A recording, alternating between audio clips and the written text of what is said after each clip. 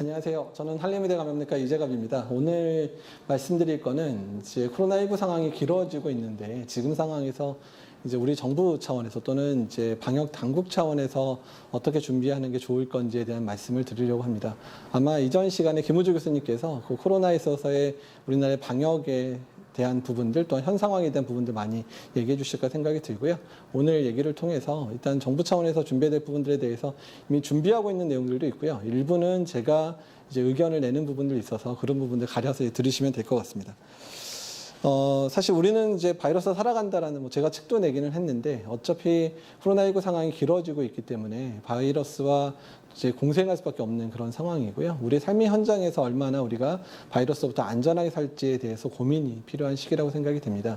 그래서 오늘 주로 얘기 드릴 것들은 이제 우리가 바이러스가 살아가는 데 있어서 우리의 삶의 현장이 어떻게 바뀌어야 되는지, 특히 국가 차원에서 어떤 준비를 해야 되는지에 대한 얘기들을 주로 말씀드리게 될 것 같습니다.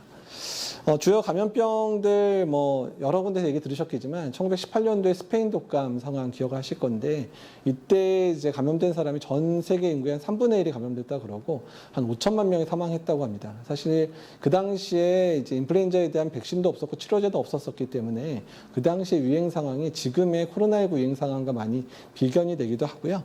그 밑에 있는 홍콩 독감이라든지 또한 2009년에 유행했던 신종플루 같은 경우에는 이 바이러스들이 사실 백신도 있고 치료제도 있음에도 불구하고 토착화가 돼서 겨울마다 지금 계속 유행하는 그런 바이러스로 남아있거든요.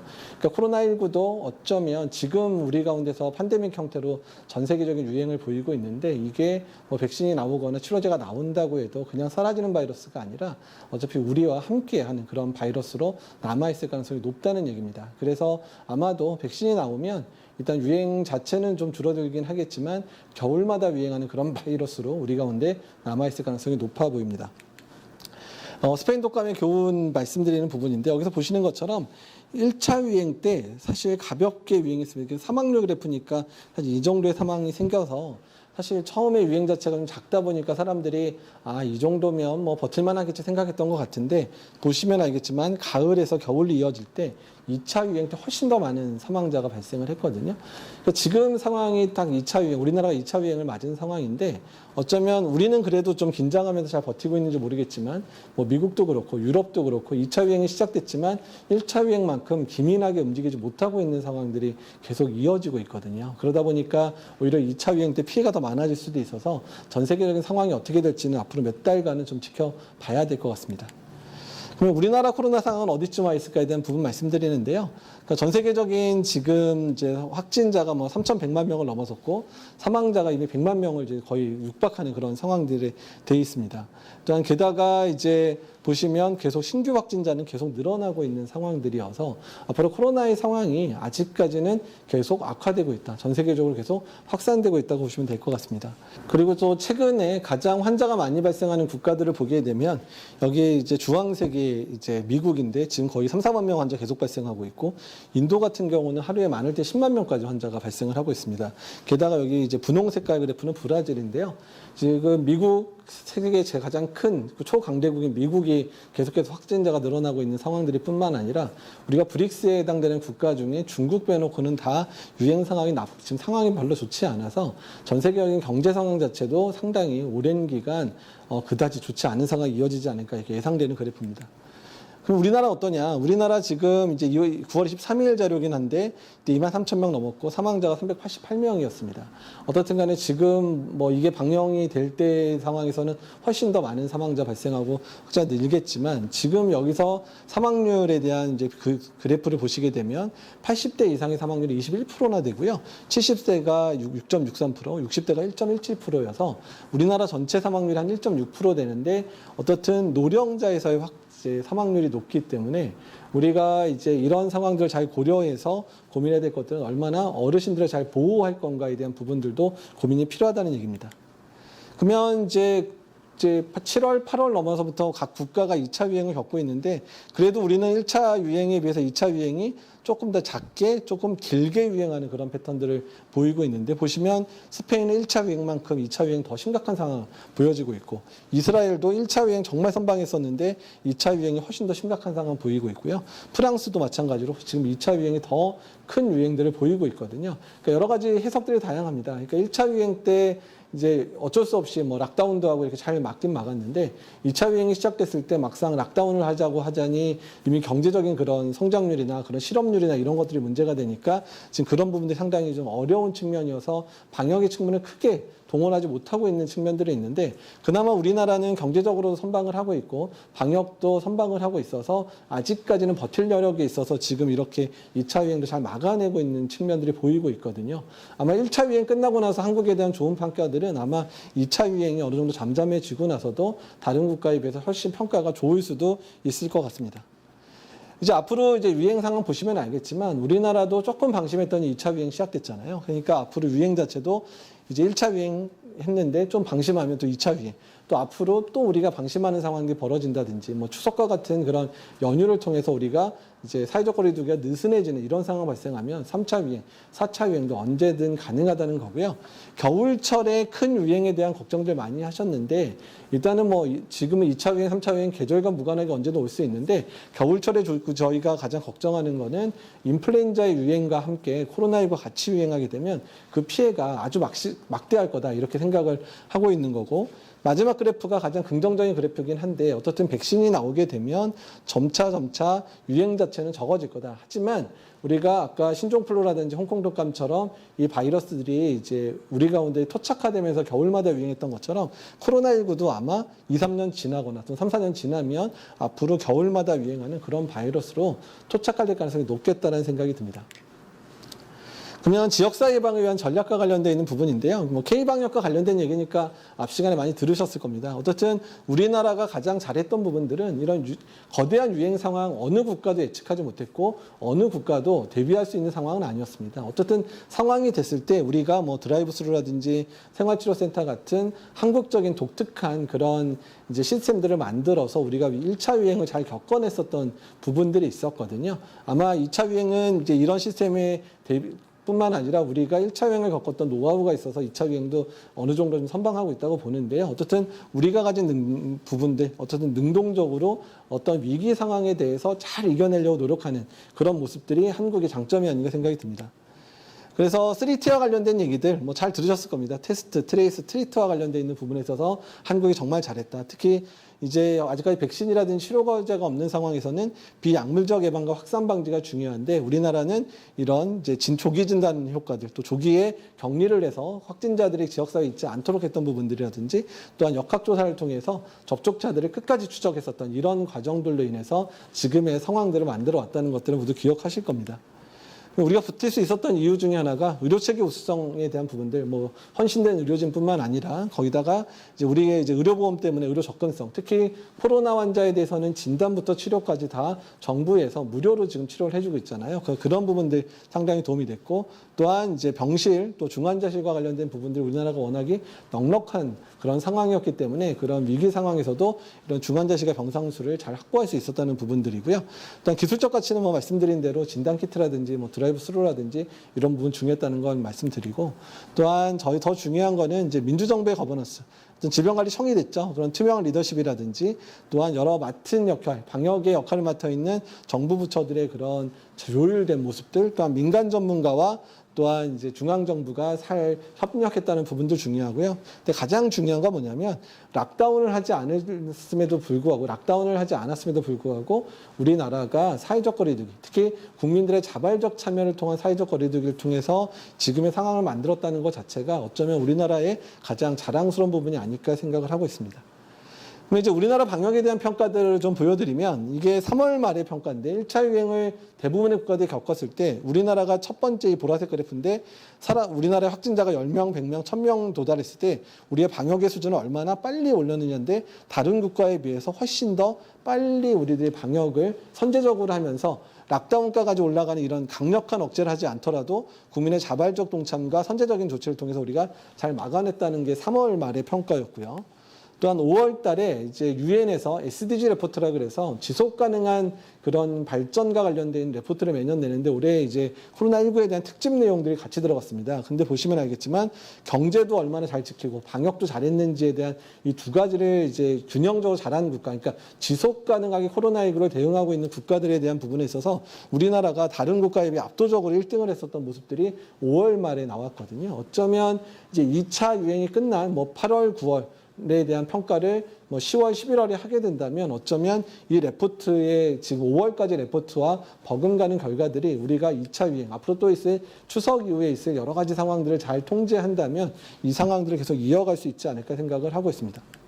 그리고 또한 이제 초기 대응과 관련되는 부분에 있어서 어떻든 방역에 있어서 국가가 얼마나 이제 상황에 대해서 적극적으로 움직이느냐에 대한 부분들을 보여주는 건데요. 특히 우리나라의 초기 상황과 미국의 초기 상황, 독일의 초기 상황을 진단과 관련된 부분을 비교를 했는데 보시면 우리나라는 3월이 시작되기 전에 이미 진단을 하고 있어서 진단 시스템을 아주 다른 국가보다 빨리 갖추고 있어서 점진적으로 늘려가면서 지금의 유행 상황을 통제했는데 보시면 이제 독일이 그나마 낫는데 독일이 3월 중순이나 돼야 검사 수를 늘려가는 부분들 보이고요.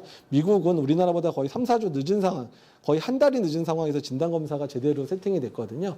어쨌든 우리나라가 초기부터 이런 그 발생 상황에 대해서 아주 능동적으로 대처했던 부분들이 어떻든 이제 우리나라의 초기 대응과 관련된 부분에서 상당히 가치가 있다 이렇게 평가를 유엔에서 계속 평가를 했었습니다. 그러면 이제 사회적 거리두기를 저희가 계속 자발적으로 행하고 있는데 사회적 거리두기와 관련되어 있는 부분에 있어서 많은 부분들 혼동이 있었습니다. 특히 2차 유행이 시작되면서 뭐 1.5단계, 2단계, 2.5단계라고 이제 언론에서 만든 단어긴 하지만 강화된 뭐 2단계 또는 뭐 그냥 2단계. 그러니까 말만 해도 헷갈리는 그런 상황들이 만들어졌는데 그러면 앞으로 사회적 거리두기의 단계에 대해서 우리가 어떻게 바꿔가야 될지 좀 말씀을 드리려고 합니다. 일단은 이제 우리나라의 대응 방법, 뭐 아까도 말씀드린 3T와 관련되어 있는 부분들, 특히 조기 진단, 뭐 조기 격리, 또한 학교들을 이제 온라인 수업이나 이런 부분들을 단계적으로 등교 수업과 온라인 수업을 병용했던 부분들이나 일단은 이제 자발적인 사회적 거리두기, 또 고위험군의 보호 부분, 개인위생의 강화 부분, 우리나라 참 잘했던 부분들이죠. 백신과 치료제는 앞으로 우리가 또 잘해야 되는 부분이기는 한데. 그러면 사회적 거리두기의 의미를 말씀을 드리면 사회적 거리두기가 이제 6월 넘어서부터 1에서 3단계의 안을 만들어 시행이 되고 있는데 그러면 사회적 거리두기가 얼마나 효과가 있는지를 보여주는 그런 사이언스에 실린 그래프인데요. 그러니까 이 그래프를 보게 되면 사회적 거리두기를 90% 이상, 그러니까 전 국민이 90% 이상 활동을 자제하는 경우에 환자 발생 커브가 맨 밑에 커브입니다. 여기 보면 아주 살짝 유행하고 끝나죠. 근데 40% 정도까지만 낮췄을 때 이 정도, 80% 정도 낮췄을 때는 거의 이 정도고요. 뭐 그러니까 1, 20% 정도 그냥 뭐 하는 둥 마는 둥 하면 거의 그냥 유행, 가만히 있는 거와 거의 동일한 유행 수준을 보이게 되거든요. 그러니까 어떻든 사회적 거리두기를 할 거면 제대로 강력하게 했다가 안정되면 푸는 이런 방식이 필요하다는 걸 보여주는 그런 그래프고요. 우리나라의 사회적 거리두기 단계는 지금 이제 이번에 뭐 1.5, 2.5 뭐 이렇게 왔다 갔다 하면서 이제 많이 수정이 필요하다는 게 나왔는데 그러니까 1단계가 우리가 이제 8월 19일부터 2단계가 시작인데 그 이전 단계가 사회권 1단계인데 일단은 뭐 확진자가 50명 미만이어야 되는 거랑 그 다음에 대부분의 부분들 스포츠 행사도 관중수가 있거나 이런 식으로 가능하고 현재 2단계가 발효 중이죠. 무관중 경기, 스포츠 경기 그리고 실내는 50명 이상은 못 모이고 실외는 100명 이상 못 모이게 하고 그다음에 고위험 시설 다 운영 중단. 뭐 지자체별로 일부 시설을 열긴 했지만 이렇게 되고 그다음에 등교도 이제 3분의 1 정도만 이제 등교하게 된 수업을 진행되고 3단계가 되면 10명 이상의 모든 모임이 다 금지가 됩니다. 게다가 고위험과 중위험 시설 다 금지시켜야 되고 학교는 원격 수업이나 휴업을 해야 되는 상황들이 발생하니까 3단계는 이제 개인적인 활동을 이제 억제시키지는 않지만 대개의 모든 그런 기관들이 문을 닫거나 이제 뭐 재택근무를 하거나 이런 상황이 되다 보니까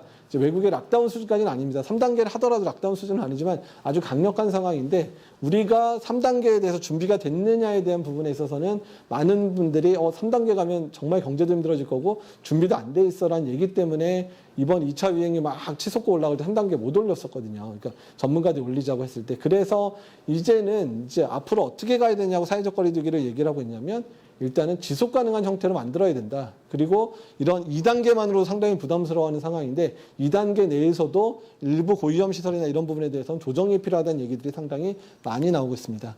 그래서 제가 이제 드리는 제안은 어떤 거냐면 일단 고위험, 중위험, 저위험 시설의 평가 기준을 다시 만들어야 된다. 그러니까 한번 고위험이면 계속 고위험일 필요는 없잖아요. 만약에 고위험 시설이라도 그 업종에서 만약에 이런 환자들이 발생하지 않을 정도로 안전하게 그런 업장을 운영하기로 결정을 하고 그대로 따라간다 그러면 뭐 고위험 시설에 그러고 나서 또 환자 발생도 없다, 집단 발병이 없다 그러면 그 고위험 시설도 어떻게 하면 되죠? 중위험 시설 낮춰줘도 되고. 근데 만약에 중위험 시설이라고 정해졌던 기관에 어떤 업종에서 계속 확진자도 많이 발생하고 안 좋다? 그러면 다시 한번 평가해서 그런 업종을 다시 고위험으로 올린다든지 이런 단계별로 이런 것들을 조정하는 게 필요하다라는 건 얘기고요. 그러면 그 조정은 누가 할 거냐에 대한 부분인데 일단은 사회적 거리두기를 위한 워킹 그룹이 구성이 돼야 된다는 얘기를 꼭 드리고 싶습니다. 그래서 뭐 업종, 직종, 종교단체별로 구성이 필요하고 해당 업종의 대표, 방대본, 중수본, 또 감염병 전문가가 함께 모여야 되고요. 일단은 이런 시설들에 대해서 어떻게 하면 안전하게 운영할지에 대한 방안을 마련하고 그런 업종에서 자율적으로 하고 또 일부에서는 정부에서 뭐 세제 지원을 한다든지 재정 지원을 해서 이렇게 운영을 하게 된다 그러면 그래서 만약에 고위험 시설도 중위험 시설 낮췄으면 낮추는 거고 중위험 시설도 제대로 안 따르면 고위험 시설 올릴 수 있고 이렇게 좀 탄력적인 운영이 필요하고 어쨌든 이런 과정을 통해서 우리가 살고 있는 대부분의 그런 상황들 업종 뭐 방문한 식당이라든지 뭐 카페라든지 뭐 유흥업소라든지 이런 데가 어떻든 안전하게 운영될 수 있고 또 항시적으로 안전하게 그러니까 우리가 코로나로부터 잘 걸리지 않게 하는 그런 안전한 형태를 만들어 간다 그러면 장기적으로는 우리가 코로나와 함께 살아가는 그런 뉴 노멀을 만들 수 있다는 생각을 하게 됩니다. 그리고 의료기관에 이제 감염, 집단 발병이 생겼을 경우에 가장 큰 문제는 의료진이 감염되는 사료를 통해서 이제 적정하게 이런 환자를 치료하는 의료진들이 이제 일을 못하게 되는 측면들도 생기는 거고요. 또한 의료기관이 문을 닫게 되게 되면 그런 치료나 이런 부분에 문제가 생기니까 의료기관을 잘 보호해야 되는데 사실 요양병원에서 여러 번 환자들이 발생을 했습니다. 그래서 폐쇄되기도 하고 일부 환자는 전원되는 이런 과정들도 거쳤고 뭐 다른 요양병원 같은 경우에는 이제 뭐 이런 식의 상황들을 발생을 해서 이제 조치하고 뭐 특별히 추가 확진자 없이 잘 해결된 적도 있지만 뭐 어떤 특정 이런 병원 같은 경우는 폐쇄병동에서 확진자가 발생해서 전체 104명 입원했는데 101명이 감염되는 그런 곳들도 사실 있었거든요. 그래서 앞으로 의료기관을 얼마나 잘 예방하는지가 상당히 중요하겠다는 얘기를 드립니다. 그래서 의료기관 요양시설 보호를 위한 전략들에 있는데 일단 개별화된 예방 전략이 필요하다. 그러니까 종합병원, 대학병원의 좀 큰 병원들은 뭐 감염관리실도 있고 그런 인력도 있으니까 자체적으로 준비가 가능하지만 요양병원이나 중소병원 같은 경우는 이제 그런 부분 준비가 잘 안 돼 있죠. 또 의원급 같은 경우는 지금 호흡기 감염 환자를 보기 어려운 조건들이기 때문에 진료가 상당히 힘드니까 의원급에 대한 지원책도 상당히 많이 필요하고요. 특히 이런 시설들의 외부 환자의 유입을 통해서 온다든지 아니면 종사자들이 감염돼서 이제 유행을 일으키는 경우들이 많기 때문에 이런 외부 환자 유입에 대한 게이트 관리 철저히 하고 종사자들의 관리도 철저히 해야 되고 또한 최근에 이제 입원 환자에 대한 전수 코로나 PCR이 이제 보호마가 됐는데요. 이 부분도 이제 어떻든 이런 부분이 잘 이루어질 수 있도록 지원이 좀 필요할 것 같고요. 또한 요양병원 또 요양시설에 대해서 정기적으로 그런 확진자가 발생하지 않는지에 대한 모니터링 방법들을 구체적으로 제시할 필요가 있다고 생각이 듭니다. 호흡기 감염병 진료 전략도 필요한데 우리가 제일 걱정하는 부분 중에 하나가 이제 11월 넘어서 인플루엔자 유행시가 됐었을 때 코로나와 인플루엔자가 같이 유행을 하게 되면 그러니까 준비가 되지 않은 의원급에서 아직 계속 매년 인플루엔자 환자를 많이 진료를 했었는데 준비가 되지 않으면 진료를 할 수가 없게 되거든요. 왜냐하면 뭐 신속항원 검사라든지 이런 거 할 때 검체 채취를 해야 되는데 검체 채취가 어려워지는 문제가 있어서 그러니까 이제 그런 부분들을 앞으로 어떻게 대비해야 되는지에 대해서 말씀을 드리려고 합니다.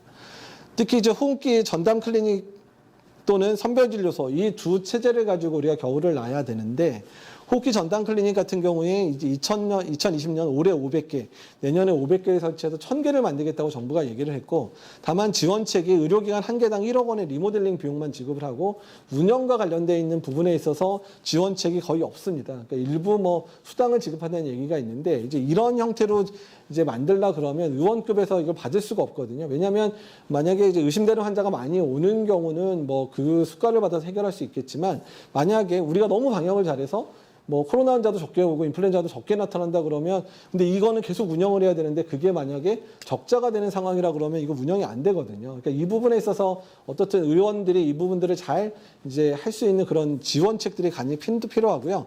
또한 이제 국민안심병원이라고 해서 병원급 같은 경우는 호흡기 클리닉과 선별진료소가 분리되어 있었는데 이 부분은 당연히 통합돼서 이제 호흡기 전담 클리닉을 통해서 진료를 해야 되는 상황이 됐고요. 어떻든 이렇게 만들어진 클리닉에서는 검체 채취까지 다 가능하도록 만들고 또한 거기서 약물 처방을 통해서 치료까지 받을 수 있는 그런 형태를 만드는 게 상당히 중요해서 정부 차원에서는 이런 부분들에 대해서 구체적으로 그러니까 의료기관의 현장에서 바로 받아들일 수 있는 그런 제도를 빨리 구축을 해야 됩니다. 그러면 이제 인플루엔자, 코로나가 동시 유행하는 상황 어떻게 할 거냐? 일단 첫 번째, 인플루엔자, 코로나19 동시 유행 상황에 대한 진료체계 구축인데 아까 방금 전에 말씀드렸던 호흡기 전담 클리닉 지금 500개가 달성이 어려운 상황이죠. 어떻든 어느 정도라도 달성할 수 있는 노력은 해야 되고 또한 의원급 의료기관에서 검체 채취와 인플루엔자 신속항원 검사가 어려운 상황입니다. 그러니까 이 부분들을 어떻게 해결할지에 대한 고민이 필요한데, 그러니까 제가 제안하는 부분들은 그러니까 인플루엔자 유행주의보를 기준 하향을 통해 조기 선포를 해라. 그래서 일단은 이제 인플루엔자 의심 환자에 대해서는 바로바로 뭐 타미플루 등의 그런 치료제를 바로 투약할 수 있도록 하고 만약에 이런 증상으로 타미플루 처방을 받았는데 하루나 이틀 지나도 증상이 호전되지 않으면 그런 경우는 뭐 선별진료소를 이제 방문하게 한다든지 이런 부분이 필요하다는 얘기고요. 또한 선별진료소 운영기간 같은 경우는 인플루엔자와 코로나19를 동시 진단할 수 있는 키트들을 이제 마련해서 한 번 검사하면 두 가지가 같이 진단되는 이런 부분들도 준비가 필요하다는 얘기입니다. 그래서 만약에 이런 인플루엔자 코로나19 증상이 양쪽 다 의심되는 사람이 의원급 의료기관 내원을 먼저 한 경우는 일단은 비대면 진료, 그러니까 의료진과 환자가 직접 대면하지 않게 하거나 아니면 의료진은 개인 보호 사종, 그러니까 보통 이제 전신 가운, 근데 뭐 비닐 가운 상관없습니다. 거기다 N95 마스크와 고글이라든지 아니면 페이셜 실드를 착용하고 진료하게 하고 신속항원 검사는 검체 채취가 가능한 시설이 없는 경우는 시행하지 않고 그냥 경험적으로 항바이러스제는 뭐 이제 오셀타미비르라든지 이런 치료제를 바로 투약을 하게 하고 하루 이틀 동안 증상 호전이 없으면 선별진료소 내원해서 코비드-19 PCR을 시행하게 하는 그런 방식들을 운영하는 게 맞을 것 같고 만약에 환자가 선별진료소나 호흡기 전담 클리닉에 내원했을 때는 뭐 신속항원 검사와 코비드-19 PCR을 같이 한다든지 아니면 이제 인플루엔자랑 코비드-19 PCR 같이 되는 게 있다 그러면 일단은 이제 그 검사를 한다든지 이렇게 해서 확인을 해주든지 아니면 보건소처럼 코비드-19 검사만 주로 시행할 기관들은 음성인 경우는 병의원에 의뢰해서 인플루엔자 검사를 다음날 이제 시행하게끔 하는 이런 방식으로 운영의 묘를 살려야 될 것 같다는 생각이 듭니다. 그다음에 의료기관 노출 시에 접촉장애 범위들 부분, 특히 의원급 의료기관들이 상당히 본인들이 노출됐을 때 상황들을 이제 걱정해서 나열한 부분인데요. 어쨌든 의료 종사자들이 꼭 마스크 착용하는 부분들 잘 해야 되는 거고 입원 중 또는 외래 방문 시에 환자가 마스크를 꼭 잘 쓰도록 해주셔야 의료기관이 문을 닫거나 하는 경우 없다는 것을 보여드린 부분들이고요. 또한 의료기관의 상황별 개인 보호구들 이렇게 표시를 해놨기 때문에 혹시 필요한 뭐 의원급 의료기관 이런 경우는 제가 이 슬라이드도 공유하도록 하겠습니다. 어쨌든 이런 내용들을 이제 의원급, 병원급에 잘 전달이 되어야 어쨌든 이런 진료, 특히 호흡기 환자가 인플루엔자와 코로나19가 동시에 의심되는 상황의 환자들이 왔을 때 잘 진료할 수 있는 여건들을 만들 수 있을 거라 생각이 됩니다. 중환자 치료를 위한 의료체계 준비도 필요한데 호흡기 안심병동을 상설화해서 여튼 호흡기 증상이 있는 사람들은 계속해서 폐렴 환자들과 동일하게 선제 격리되는 그런 상황들 계속 운영해야 되고 국가 지정되는 병상 확대해야 되고 또한 코로나19 대응 긴급 중환자 병실 확대 사업들 이제 잘 수행해서 앞으로 3차나 4차 유행이 있을 때 이런 중환자실이 부족한 상황 안 만드는 건 상당히 중요할 것 같고요. 또한 인공호흡기나 에크모 또한 이 부분도 확대 숫자도 확대해야 되고 비축을 더 해야 될 것 같고 장기적으로는 병실 구조를 아예 개편을 해서 1, 2인실 정도의 그런 병실을 만들게 되면 병원 안에서 환자에서 환자로 전파되는 사례를 상당히 막을 수 있기 때문에 이런 부분도 상당히 고려할 필요가 하고요. 그다음에 지금 이제 추진되고 있는 보호자 없는 병동 또한 면회 제한도 앞으로는 되도록이면 병원급에서는 의무화시키는 부분들도 고려할 필요가 있을 것 같습니다. 이제 앞으로 이제 어느 국가가 백신과 치료제를 잘 만드느냐가 앞으로의 가장 큰 숙제가 될 건데요. 백신을 만드는 플랫폼들은 다양합니다. 근데 전 세계적으로 현재 뭐 RNA 바이러스라든지 또는 이제 이런 바이러스, 다른 바이러스의 코로나 바이러스의 유전자를 삽입시켜서 만든 백신이라든지 여러 백신들이 지금 만들어지고 있고요. 그래서 미국이나 영국이나 중국이 가장 앞서고 있는데 뭐 빠르면 올해 말 정도면 임상 연구가 끝난다고 하고 아마 내년 초부터 접종이 가능한 상황이 될 거라고 합니다. 그래서 미국은 아마 내년 7월에서 9월 사이까지 이제 예방접종 필요한 모든 사람에 대해서 접종을 하겠다 그러는데요. 그럼 우리나라는 어느쯤 와 있을까요? 그러니까 우리나라는 지금 SK바이오사이언스나 제넥신, 뭐 진원생명과학에서 백신을 만들고 있는데 우리나라의 백신은 국산화가 되려면 내년 말이나 후년 초 정도가 돼야 될 것 같습니다. 그래서 조금 외국보다는 한 1년 정도 늦은 상황인데, 근데 그나마 다행인 거는 뭐 SK바이오사이언스도 그렇고 우리나라의 그런 양질의 백신을 만들 수 있는 공장들이 있기 때문에 아까 우선적으로 이제 백신을 만들고 있는 미국이나 영국이나 독일, 그러니까 중국의 백신들을 우리나라가 라이선스를 받아서 위탁 생산하는 방향으로 아마 이제 될 것 같고, 우리나라가 아마 지금 적어도 한 3천만 명분 정도의 백신을 확보했다 그러는데 이 백신 확보량은 더 늘어야 되긴 하겠지만 일단 내년 상반기에는 먼저 만들어진 중심의 백신들로 내년 정도는 접종을 하다가 이제 국산 백신이 나오면 이제 국산 백신으로 이제 스위칭해서 하는 그런 투트랙 전략들을 아마 사용을 하게 될 것 같습니다. 그래서 일단 빨리 만들지 못하는 건 당연히 기술력 차이기 때문에 못 만들지만, 그렇지만 우리나라 자체에서 생산한 백신은 아마 내년 초반부터 맞을 수는 있겠다 기억을 해주시면 좋을 것 같고요. 치료제와 관련된 부분들도 우리나라가 뭐 어떤 부분에 앞서기도 하고 어떤 부분 쫓아가는 그런 부분이기는 한데요. 일단은 이제 초기에, 그러니까 코로나 유행 초기에 하이드록시클로로킨이라 그래서 이제 말라리아 치료제가 효과가 있다 그랬는데 최근에 여러 논문에서 이제 효과가 없다라고 해서 현재 사용되지 있고 있지 않고요. 또한 HIV 치료제는 칼레트라도 최근에 여러 레포트에서 효과가 없다 그래서 국내에서도 사용하고 있지 않습니다.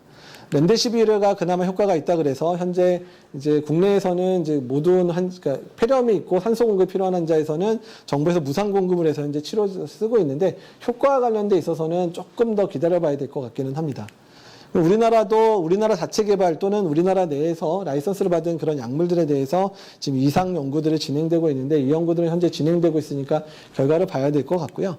그러니까 지금 앞으로 좀 기대되는 쪽의 치료제라고 하면 혈장 치료제나 항체 치료제인데, 이런 이제 혈장 치료제와 관련돼 있는 부분들은 그러니까 확진되고 그러니까 치료받았던 환자들이 회복되고 난 다음에 본인의 혈장을 공유를 해주시면 그 혈장 안에는 그 사람이 바이러스를 겪으면서 이제 대응하며 생겼던 항체들이 이제 많잖아요. 그러니까 그 항체, 여러 명의 항체를 농축시켜서 만든 게 이제 면역글로불린이라 그러고요. 그러니까 이거는 이제 헌혈을 받아서 만드니까 대량 생산할 수는 없긴 없지만 어쨌든 많은 분들이 헌혈을 해주고 있는 상황이라 이 치료제가 현재 이상 연구를 하고 있는데 이 약들 가지고 일단 중증 환자 중심의 치료를 할 수 있을 거라 예상을 하고 있고 올해 말 정도에 아마 연구가 맞춰질 거라 생각을 하고 있고요. 그다음에 여기 맨 아래에 있는 모노클로널 안티바디라고 하는 거는 이제 항체 치료제라고 보통 표현을 하는데, 이런 항체 치료제 같은 경우는 일단은 이제 아까 말씀드린 이런 환자에서 나온 항체를 이제 우리가 유전자 재조합이라든지 뭐 식물에서 키우든지 뭐 동물 세포에서 키우든지 해서 대규모 생산을 할 수 있는 거거든요. 근데 우리나라의 이제 셀트리온이나 삼성 바이오로직스가 이런 걸 생산할 수 있는 기반들을 아주 잘 가지고 있습니다. 특히 셀트리온 같은 경우는 현재 1단계 연구가 거의 이제 맞춰지고 있고 2단계, 3단계 연구로 넘어가는 상황이라 만약에 이쪽 치료제가 잘 만들어져서 개발이 된다면 특히 내년 초면 아마 연구가 끝날 거로 예상하고 있는데, 그렇게 된다 그러면 어쩌면 가장 효과적인 그런 약물들이 국내에서도 생산이 가능할 거라 생각을 하고 있습니다. 그러면 이제 우리가 이제 뭐 예전에는 포스트 코로나라는 얘기를 많이 했는데 그 코로나가 빨리 지나갈 것 같지 않잖아요. 그래서 요새는 대부분 윗 코로나 바이러스라는 단어를 많이 쓰게 되는데요. 그러니까 앞으로 우리가 어떻게 해야 되냐면 이제 감염병과 함께하는 일상이겠다. 그러니까 장기적인 토착화, 또 신종감염병의 대두와 관련되어 있는 부분이 계속 어차피 우리 가운데 바이러스들이 계속 유행할 거기 때문에 우리가 앞으로 이런 바이러스가 유행하는 사이에서 우리가 얼마나 현명하게 살아갈지를 고민하자. 그냥 언젠가는 지나가겠지 생각하게 되면 답답하고 우울하기만 하지만 지금의 상황에 그냥 순응하고 지금 상황에서 어떻게 최선을 다할 건가에 대한 고민을 하자는 얘기고요. 앞으로 분명히 이제 우리나라 꼭 뭐 만나서 밥 먹고 술 마셨고 차 마시고 이래야 뭔가 해결되지만 이제는 비대면 문화, 꼭 만나야 될 사람들만 만나고 그 외에는 비대면 문화로 아마 계속 바뀌어갈 거고, 또 한국의 이제 감염병 예방 모델 3T, 능동적 대응, 사회적 거리두기 개편 이런 작업들을 통해서 현장에서 계속해서 지속 가능한 그런 방역들이 이루어져야 되고요. 또한 경제도 잘 해야 되고 방역도 잘해야 되는 이 두 가지 그런 토끼를 다 잡을 수 있는 그런 국가가 되어야 된다는 거 되게 중요합니다. 또한 의료 체계의 변화, 특히 비대면 진료와 관련된 부분, 호흡기 감염병 진료 강화하는 부분 계속 말씀드렸고, 또한 병원 이용 패턴도 계속 변화돼야 됩니다. 그러니까 너무 병원을 많이 이용하시는데 꼭 필요한 사람만 병원을 이용하는 그런 부분도 만들어야 되고요. 또한 앞으로 공공의료도 강화가 돼야 앞으로의 상황들을 어떻게 우리가 이제 잘 이겨낼 건가 하는 부분들에 도움이 될 거라 생각이 됩니다. 예, 질문 있으신 분들은 이제 이메일로 보내주시면 될 것 같고요. 어쨌든 지금까지 강의드린 내용들은 우리나라가 앞으로 어떤 준비를 해야 지속 가능하게 코로나19 상황을 이제 대응할 건가, 또한 경제적인 상황들도 어떻게 안정적으로 유지할 건가에 대한 얘기를 드렸습니다. 앞으로 국가 차원에서 이런 방역에 대한 부분들에 대해서 전문가들도 노력하고 또한 국가 차원에서 노력을 해서 우리나라가 코로나19가 정말 이제 안정화되는 그 시점에서 정말 우리나라가 정말 잘했구나 이런 이야기를 듣는 국가가 되었으면 좋겠습니다. 이걸로 마치겠습니다. 감사합니다.